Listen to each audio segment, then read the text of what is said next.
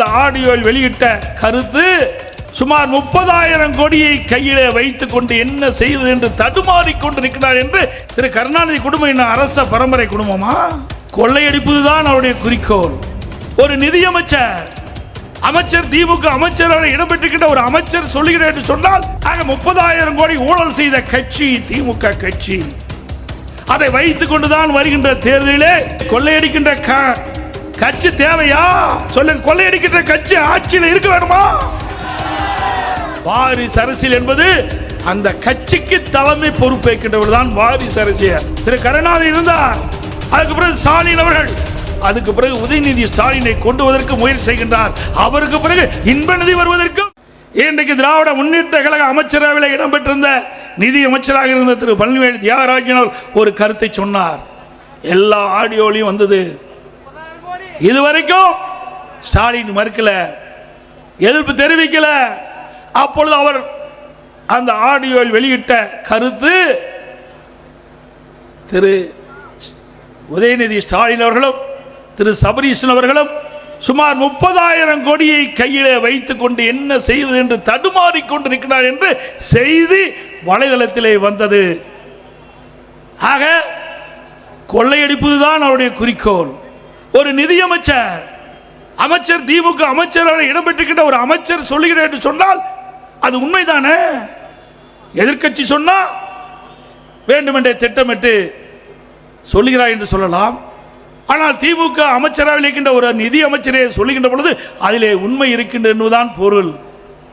ஆக 30,000 கோடி ஊழல் செய்த கட்சி திமுக கட்சி.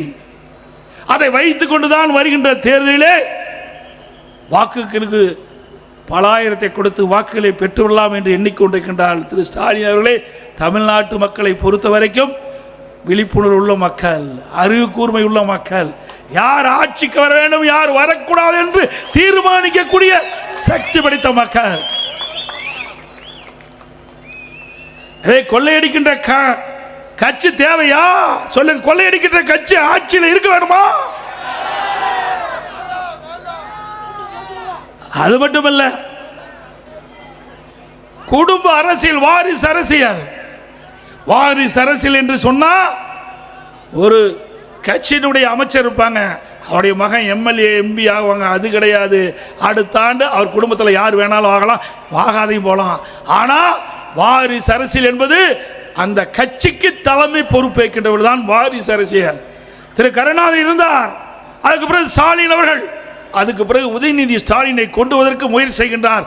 அவருக்கு பிறகு இன்ப நிதி வருவதற்கும் இன்றைக்கு பிள்ளையார் சொல்லி போட்டுக்கிறாங்க.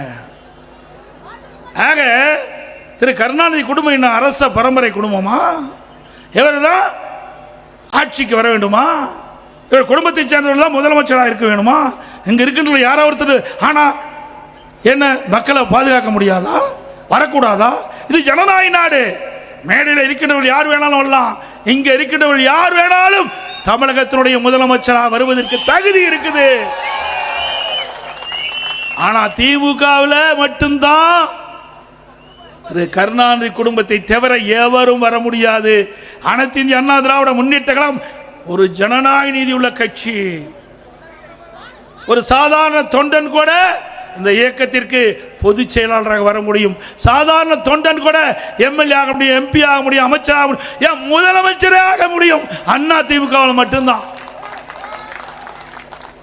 வேற எந்த கட்சியிலும் ஆக முடியாது.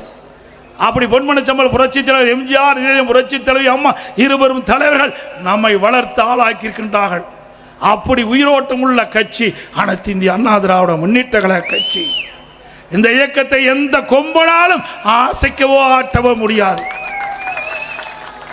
எப்படி காற்றை தடை போட முடியாதோ அப்படி அனைத்து இந்திய அண்ணா திராவிட முன்னேற்ற கழகத்தை எவராலும் தடுத்து நிறுத்த முடியாது.